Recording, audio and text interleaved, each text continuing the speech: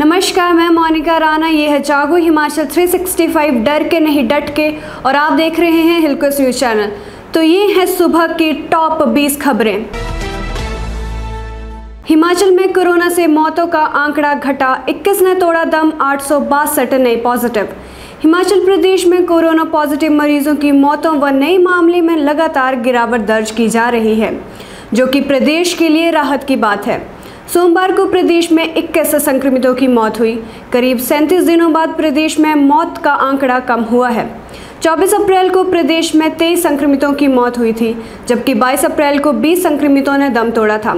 इसके बाद मौतों में लगातार बढ़ोतरी होती रही।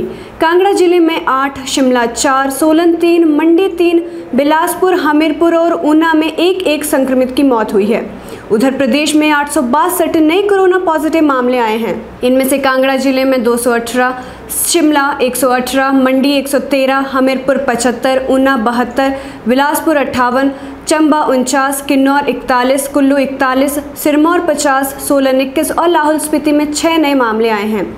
बीते 24 घंटों के दौरान 2167 मरीजों ने कोरोना को मात दी है। पिछले 24 घंटे में भारत में 1.27 लाख नए केस आए सामने और 2795 की मौत। कोरोना के मामलों की रफ्तार अब थमती दिखाई दे रही है। पिछले 24 घंटों में कोविड संक्रमण के 1,27,510 मामले सामने आए हैं। इस अवधि में 2,795 मरीजों की मौत हुई है। देश में संक्रमित हुए लोगों की कुल संख्या 2,81,75,044 हो गई है। वहीं एक्टिव मरीजों की संख्या भी कम होकर 18,95,520 हो गई है।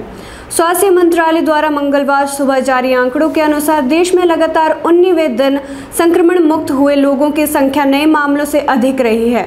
देश में अभी तक 2,59,47,629 लोग संक्रमण मुक्त हो चुके हैं। बैंकों में आज से 2 बजे तक मिलेगी ग्राहकों को सेवाएं, 4 बजे होंगे बंद। हिमाचल प्रदेश में मंगलवार से दोपहर 2 बजे तक बैंकों में ग्राहकों को सेवाएं मिलेंगी। राज्य स्तरीय बैंकर्स समिति ने सभी बैंक और वित्त विभाग के अधिकारियों के साथ ऑनलाइन बैठक करने के बाद यह फैसला लिया। दोपहर 4 बजे बैंक बंद होंगे। बैठक में फैसला लिया गया है कि 1 जून से दोपहर 2 बजे की जगह अब 4 बजे तक बैंक बंद कर दिए जाएंगे। ग्राहकों को दी जाने वाली सेवाएं सुबह 10 बजे से दोपहर 2 बजे तक मिलेंगी। इसके अलावा 6 जून तक प्रदेश के सभी बैंक शनिवार को बंद रखे जाएंगे। बैंक में मास्क पहनकर नहीं आने वाले और ऊंची दूरी बनाकर अपनी बारी का इंतजार नहीं करने वाले ग्राहकों को सेवाएं नहीं दिए जाने का फैसला भी लिया गया है। बैंकों में 50% स्टाफ को भी अभी बुलाने का फैसला लिया गया है।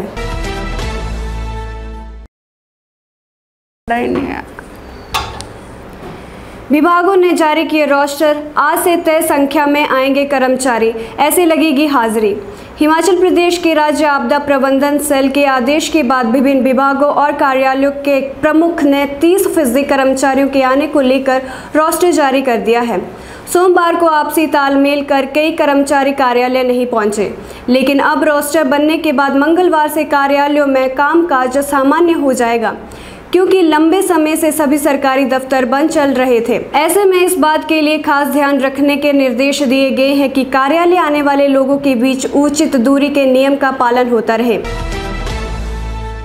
हिमाचल तकनीकी विश्वविद्यालय लेगा ऑनलाइन परीक्षाएं, 8 तरह के शुल्कों में 50% छूट। हिमाचल प्रदेश तकनीकी विश्वविद्यालय हमीरपुर पहली बार विद्यार्थियों की ऑनलाइन परीक्षाएं लेगा। ऑनलाइन दाखिला प्रक्रिया के बाद अब यह पहला विश्वविद्यालय है जो परीक्षाएं भी ऑनलाइन करवाएगा। इसके अलावा कोरोना काल के बाद भी विश्वविद्यालय 20% पाठ्यक्रम ऑनलाइन ही पढ़ाएगी। हिमाचल के उद्योगों को रात के समय सस्ती मिलेगी बिजली। कोरोना काल में हिमाचल प्रदेश के उद्योगों को बड़ी राहत देते हुए रात के समय प्रयोग होने वाली बिजली को सस्ता किया गया है। 70 पैसे प्रति यूनिट बिजली की दर को 30 पैसे घटाकर अब 40 पैसे किया गया है।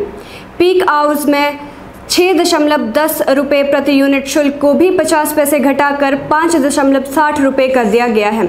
इसके अलावा 18 लाख से अधिक घरेलू, व्यावसायिक और कृषि उपभोक्ताओं को भी दाम न बढ़ाकर राहत दी गई है।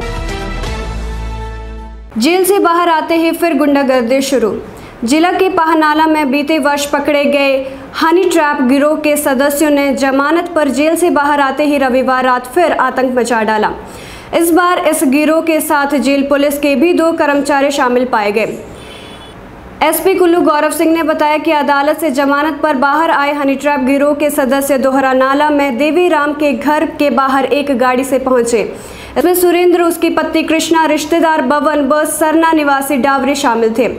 जहां पर पुलिस को दिए बयान में देवी राम ने बताया कि चारों गाड़ी से उतरकर उसको आवाज़ देकर घर से बाहर आने के लिए कहने लगे, लेकिन वह डर के कारण बाहर नहीं निकला।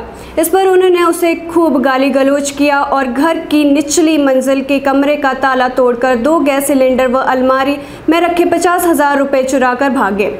लेकिन जाते जाते धमकी दे गए हैं कि अगर घर से बाहर निकला और किसी को बताया तो जान से मार देंगे। उसके बाद वो डावरी की तरफ अपनी गाड़ी में चले गए। पुलिस के मुताबिक सिकंदर व कृष्णा 2 दिन पहले ही हनी ट्रैप मामले में जेल से बाहर जमानत पर आए हैं। कोरोना की चुनौती में अवसर ढूंढ लाए सीएम। हेल्थ डिपार्टमेंट को अपनी निगरानी में लेने का मुख्यमंत्री जयराम ठाकुर का फॉर्मूला काम कर गया। इसके चलते बेकाबू हुए कोरोना संक्रमण में अब सुधार आया है। कोविड की दूसरी लहर प्रदेश को लंबे समय के लिए गहरा जख्म दे गई है, लेकिन इन चुनौतियों के बीच मुख्यमंत्री ने अवसर तलाश कर प्रदेश के हेल्थ इंफ्रास्ट्रक्चर को मजबूत कर दिया है। बेकाबू हुए कोरोना संक्रमण के बीच मुख्यमंत्री पर हेल्थ पोर्टफोलियो में बदलाव का जबरदस्त दबाव था। बावजूद इसके किसी भी भावनाओं को आहत किए बिना सीएम ने बिना फेरबदल के हेल्थ सिस्टम को अप्रत्यक्ष रूप से ही अपने नियंत्रण में ले लिया। हर जिला के डीसी, सीएमओ और एमएस से सीधा संवाद स्थापित करते हुए गंभीर मरीजों की रोजाना सीएम फीडबैक लेते रहे। कोविड प्रबंधों की रोजाना मॉनिटरिंग के साथ सभी जिलों का फील्ड दौरा भी किया। कोविड से निपटने के लिए सीएम 1 मैन आर्मी की तरह दिन रात डटे रहे। मंडी अस्पताल में बच्चा बदलने की दोबारा जांच। एसपी मंडी शालिनी अग्निहोत्री ने जोनल अस्पताल मंडी में हुए बच्चा बदलने की घटना में दोबारा जांच के आदेश दिए हैं। अगर परिजन फिर भी पुलिस जांच से संतुष्ट नहीं होते हैं तो डीएनए का सैंपल लिया जाएगा। उन्होंने बताया कि एक बार सदर पुलिस सिटी चौकी अस्पताल में जाकर परिजनों के बयान दर्ज कर चुकी है, लेकिन परिजन पुलिस की कार्रवाई से संतुष्ट नहीं है, जिसके चलते परिजनों की ओर से शिकायत प्राप्त हुई है। इसमें विजय कुमार ने बताया कि पुलिस ने अस्पताल में न तो दस्तावेज जांचे हैं और न ही पंजीकरण रजिस्टर देखा है। इसके साथ ही उन्होंने पुलिस से मांग की है कि अस्पताल के इस वार्ड के सीसीटीवी कैमरा भी खंगाले जाएं और एंट्री सहित पंजीकरण रजिस्ट्री भी कब्जे में ली जाए। बताया कि जब उनकी पत्नी मधु देवी निवासी कुम्मी की डिलीवरी हुई तो एक बार नहीं बल्कि 3 बार अस्पताल प्रबंधन के मौजूदा स्टाफ ने उन्हें बेटा होने की बात कही और यह भी बताया कि उनके बेटे का वजन 3 किलोग्राम है। लेकिन जैसे ही वह सुबह टीका लगाने के लिए गए तो वहां मौजूदा अस्पताल स्टाफ ने उन्हें लड़के की जगह पर लड़की दे दी और वह देखकर भौचक्का रह गए। प्रदेश में रिकवरी रेट तो बढ़ी पर डेथ रेट नहीं हो रही कम। हिमाचल में एक सप्ताह के भीतर कोरोना से होने वाली मौतों में बढ़ोतरी हुई है। डेथ रेट जो कि पिछले सोमवार को यानी 24 मई को 1.56% था, अब वो 1.64 पहुंच गया है। इसके अलावा रिकवरी रेट जो 15 दिन पहले 85% के करीब था, अब वह 91% से ज्यादा हो गया है। हालांकि राज्य में संक्रमण से हो रही मौतें स्वास्थ्य विभाग और सरकार के लिए चिंता का विषय बना हुआ है। संक्रमण से हो रही मौतों को रोकना अब सरकार व स्वास्थ्य विभाग के लिए चुनौती भरा हो गया है। बता दें, संक्रमण से सबसे ज्यादा मौतें हिमाचल में दूसरी लहर में हुई हैं। अभी तक कोरोना से 2135 के करीब संक्रमित मरीजों की मौत हो चुकी है। इतना ही नहीं, कई परिवार भी इस लहर से उजड़ चुके हैं। सबसे ज्यादा संक्रमित मरीज भी इसी लहर से मिले हैं। 1,31,156 के करीब लोग कोरोना की दूसरी चपेट में आ चुके हैं। इतना ही नहीं, पहली वेव के मुकाबले दूसरी लहर में संक्रमण दर 20% ज्यादा हो गई है। कोविड-19 की दूसरी लहर से उबरने लगा हिमाचल। मुख्यमंत्री जयराम ठाकुर ने कहा कि कोरोना की दूसरी लहर ने राज्य को प्रभावित किया। सीएम ने कहा कि 23 फरवरी तक राज्य में कोरोना के केवल 200 सक्रिय मामले थे। इसके बाद हिमाचल में कोरोना की दूसरी लहर से मामले तेजी से बढ़ने लगे, लेकिन अब सौभाग्यवश प्रदेश की रिकवरी दर 89.3% है। इसमें पिछले कुछ दिनों में सुधार देखा गया है। उन्होंने कहा कि राज्य सरकार ने कोविड परीक्षण में तेजी लाने के लिए कोई भी कसर नहीं छोड़ी है।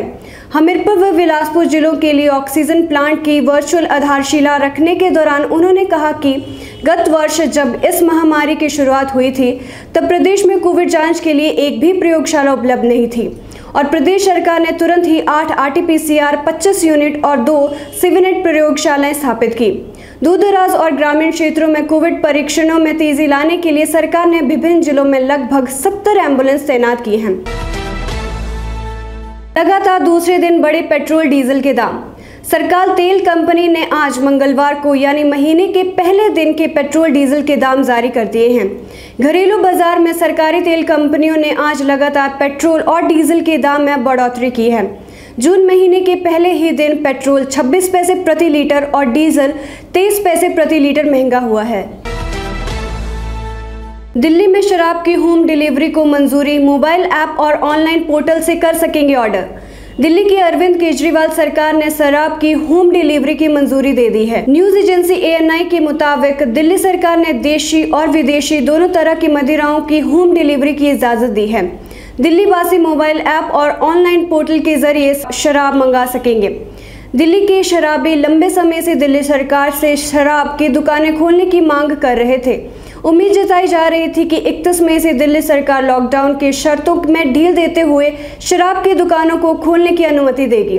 पिछले हफ्ते लॉकडाउन की शर्तों में तो ढील देने की दिल्ली सरकार ने घोषणा की थी, लेकिन शराब की दुकानों को खोलने को लेकर कोई बयान नहीं दिया था।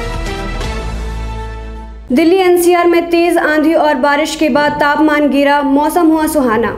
दिल्ली NCR में देर रात तेज आंधी और बारिश के बाद तापमान गिरने से मौसम सुहाना हो गया। यहाँ सुबह सुबह की ठंडी हवा बसंत के मौसम का एहसास करा रही है। इस तरह अचानक मौसम बदलने से दिल्ली और आसपास के लोगों को गर्मी के प्रकोप से राहत मिली है। दिल्ली से सटे नोएडा और गाजियाबाद में भी देर रात पहले तो धूल भरी आंधी चली और उसके बाद तेज बारिश ने पूरे शहर को भिगो दिया। वहीं दिल्ली के कई इलाकों में तेज आंधी के चलते पेड़ों के गिरने की भी खबरें आई हैं।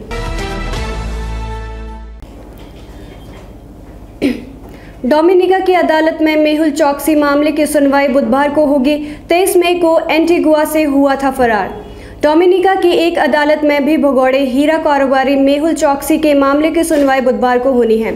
एंटीगुआ न्यूज रूम के मुताबिक ब्राउन ने कथित तौर पर एक स्थानीय रेडियो स्टेशन को बताया, मेहुल चोकसी ने गलती की और हमें जो जानकारी मिल रही है वह यह है कि चोकसी ने अपनी प्रेमिका के साथ यात्रा की थी, लेकिन वो डोमिनिका में पकड़ा गया था और अब उसे वापस भारत भेजा जा सकता है। ब्रेंडन मैकलूम की नज़र में इस टीम का WTC फाइनल में पलड़ा है भारी। इंग्लैंड की परिस्थितियों से न्यूजीलैंड को 18 जून से साउथहैम्पटन में शुरू हो रहे पहले विश्व टेस्ट चैंपियनशिप WTC फाइनल में विराट कोहली के अगुवाई वाले भारत से भिड़ना है और ऐसे में उसके पूर्व कप्तान ब्रेंडन मैकलूम को लगता है कि इस मैच में कीवी टीम का पलड़ा भारी रहेगा।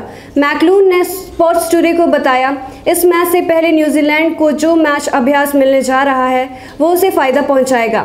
मुझे लगता है कि यह मैच काफ़ी करीबी होने जा रहा है। जैसे न्यूजीलैंड भारत का सम्मान करता है, एक प्रशंसक के रूप में मैं भारत का सम्मान करता हूं। मैं जानता हूं कि उनके पास लड़ने की शानदार भावना है। असगर अफगान को हार के बाद अफगानिस्तान की कप्तानी से हटाया गया।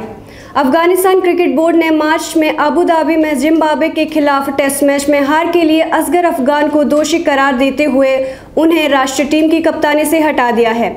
ACB ने एक बयान में कहा कि बतौर कप्तान अफगान के कुछ फैसलों के कारण अफगानिस्तान को पहले टेस्ट में पराजय झेलनी पड़ी। ACB ने कोई विशेष फैसले का जिक्र नहीं किया, लेकिन कहा कि ACB की जांच समिति द्वारा की गई जांच के बाद उन्हें कप्तानी से हटाने का फैसला किया गया। जिम्बाब्वे ने पहले टेस्ट में 2 दिन के भीतर अफगानिस्तान को 10 विकेट से हरा दिया। कनाडा के एक स्कूल से मिले 215 बच्चों के शव, मचा हुआ है हड़कंप। कनाडा के एक स्कूल परिसर में 215 बच्चों के शव दफन पाए गए। इनमें कुछ 3 वर्ष तक के बच्चों के शव हैं। इस स्कूल को कभी कनाडा का सबसे बड़ा आवासीय विद्यालय माना जाता था।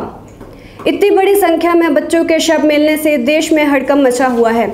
एक अधिकारी ने बताया कि जमीन भेदी रडार के सहयोग से पिछले हफ्ते शवों का पता लगाया गया। उन्होंने बताया कि और अधिक शव बरामद किए जा सकते हैं क्योंकि स्कूल परिसर में अभी और इलाकों की छानबीन की जानी है।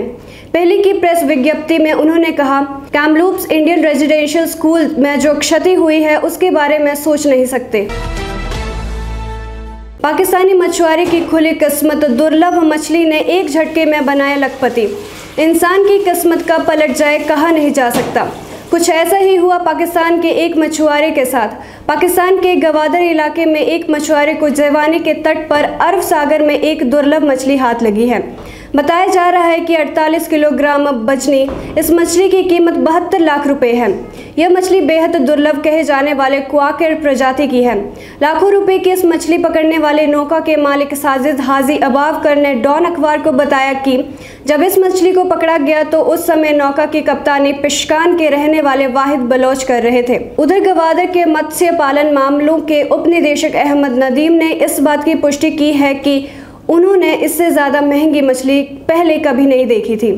हेलो हिमाचल, हिमाचल 365 टीवी सूचना, समाचार, मनोरंजन, एजुकेशन और भी बहुत कुछ लेकर आ रहा है। This is Himachal 365 TV and you're watching Hillquist News. I am Garima.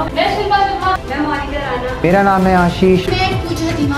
ये है हिमाचल 365 टीवी और आप देख रहे हैं हिलक्विस्ट टीवी न्यूज। हम जल्द आ रहे हैं पूरे हिमाचल की ताज़ा तरीन खबरों के साथ। हर तरह के समाचारों के लिए देखिए हिमाचल 365 टीवी और जुड़े रहिए हिलक्विस्ट न्यूज के साथ। गरिमा, ये है जागो हिमाचल 365 टीवी, डर के नहीं डट के, और आप देख रहे हैं हिलक्विस्ट न्यूज़। अब मैं आपके सामने एक विशेष खबर के साथ हाजिर हुई हूँ। तेज़ तूफान, काली घटाएं और देखते ही देखते भूल गया हमीरपुर बाज़ार। हमीरपुर में आज दोपहर करीब 2:30 बजे अचानक तेज़ हवाएं चली और बादल घिराए। साथ ही पल भर में तेज़ बारिश के साथ भारी ओलावृष्टि शुरू हो गई, जिसके चलते न केवल बाज़ार में आए लोग फंस गए बल्कि बाज़ार भी पूरी तरह धुल गया। मौके का फ़ायदा उठाते हुए दुकानदारों ने दुकानों के सामने नालियाँ भी साफ़ कर ली। गौर करने वाली बात यह है कि आज पहली बार कोरोना कर्फ्यू के दौरान सुबह 9 बजे से दोपहर 2 बजे तक सभी दुकानें खुली थी और जैसे ही बाज़ार बंद होने का वक्त हुआ, तेज़ बारिश और भारी ओलावृष्टि ने सबके रास्ते बंद कर दिए। तूफ़ान, बारिश और ओले इतने तेज़ थे कि कारों की छतों पर भी निशान पड़ गए।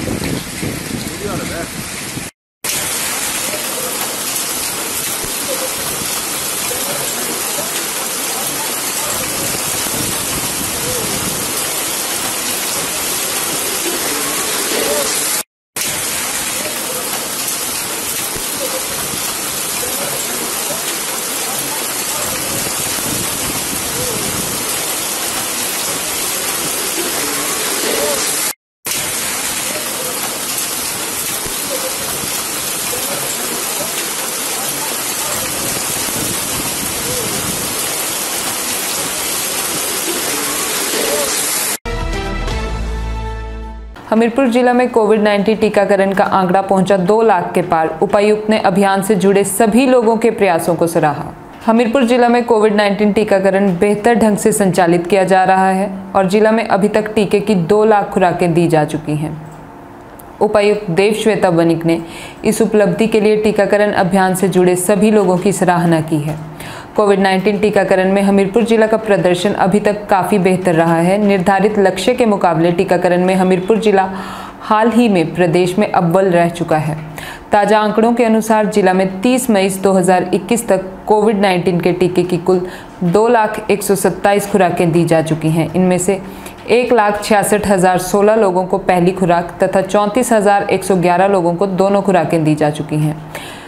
क्रमवार आंकड़ों के अनुसार 60 वर्ष से अधिक आयु वर्ग में 71,851 लोगों को पहली जबकि 24,556 लोगों को टीके की दोनों खुराकें दी जा चुकी हैं। वहीं 45 से 60 वर्ष आयु वर्ग में 77,880 लोगों को पहली तथा 2,682 लोगों को दोनों खुराकें दी गई हैं। हेल्थ केयर वर्कर श्रेणी में जिला के 6,270 लोगों को पहली तथा 4,564 लोगों को टीके की दोनों खुराकें दी जा चुकी हैं। अग्रिम पंक्ति के कार्यकर्ताओं की श्रेणी में 5,151 लोगों को पहली तथा 2,309 को दोनों खुराकें दी जा चुकी हैं। जिला में 18 से 44 वर्ष के लोगों में 30 मई 2021 तक 4,864 लोगों को पहली खुराक दी जा चुकी है। इस वर्ग के लिए आज सोमवार को आयोजित टीकाकरण सत्रों में 1,758 लोगों को पहली खुराक दी गई। समन्वित प्रयासों से हो रहा संभव, उपायुक्त देवश्वेता वनिक ने कहा कि प्रदेश सरकार के निर्देशों के अनुसार जिला में कोविड-19 टीकाकरण के लिए सभी आवश्यक कदम उठाए गए हैं। टीकाकरण में निरंतर बेहतर प्रदर्शन करने पर उन्होंने स्थानीय प्रशासन, स्वास्थ्य विभाग एवं इस अभियान से जुड़े सभी लोगों के सामूहिक प्रयासों की सराहना की है। उन्होंने कहा कि सबके समन्वित प्रयासों से ही ये संभव हो पा रहा है।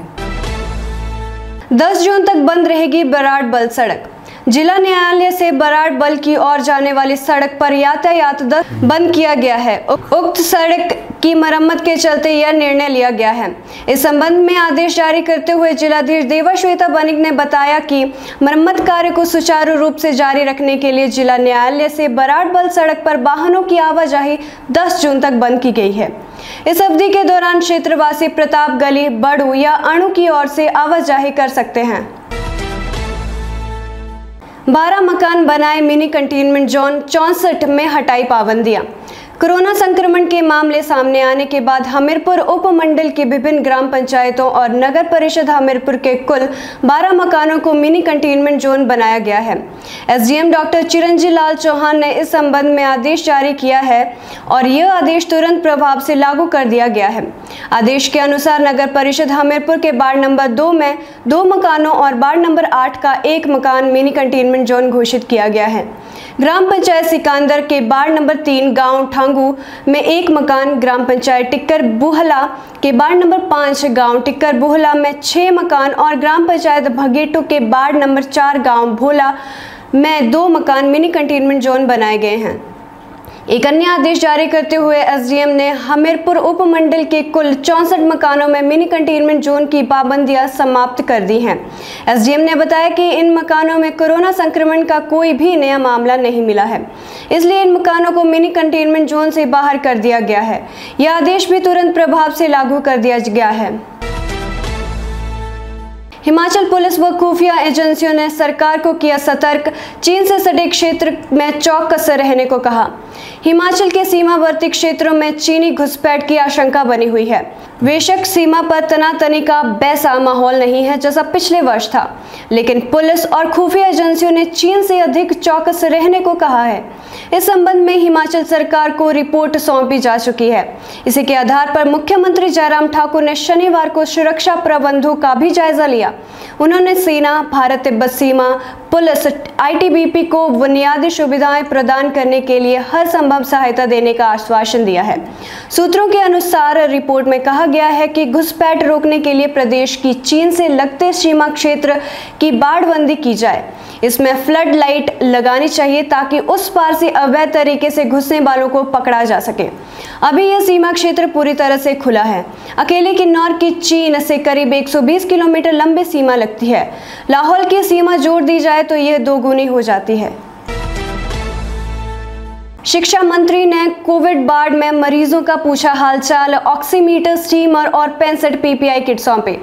शिक्षा, भाषा, कला एवं संस्कृति मंत्री गोविंद ठाकुर कुल्लू स्थित क्षेत्रीय अस्पताल पहुंचे तथा जिला कोविड केयर सेंटर में उपचाराधीन कोरोना मरीजों से मुलाकात कर उनका हालचाल पूछा। इस दौरान मंत्री गोविंद ठाकुर ने कोविड केयर सेंटर में उपचाराधीन सभी 65 कोरोना मरीजों के शीघ्र स्वास्थ्य होने की कामना की। उन्होंने कोविड मरीजों के बेहतर उपचार के लिए अस्पताल प्रबंधन को हंस फाउंडेशन की ओर से भोले महाराज और माता मंगला के सहयोग से 50 ऑक्सीमीटर, 50 स्टीमर और 65 पीपीआई किट भेंट किए। हेलो हिमाचल, हिमाचल 365 टीवी सूचना, समाचार, मनोरंजन, एजुकेशन और भी बहुत कुछ लेकर आ रहा है। This is Himachal 365 TV and you're watching Hillquist News. I am Garima. मेरा नाम है आशीष। ये है हिमाचल 365 टीवी और आप देख रहे हैं हिलक्विस्ट टीवी न्यूज। हम जल्द आ रहे हैं पूरे हिमाचल की ताजा तरीन खबरों के साथ। हर तरह के समाचारों के लिए देखिए हिमाचल 365 टीवी और जुड़े रहिए हिलक्विस्ट न्यूज के साथ।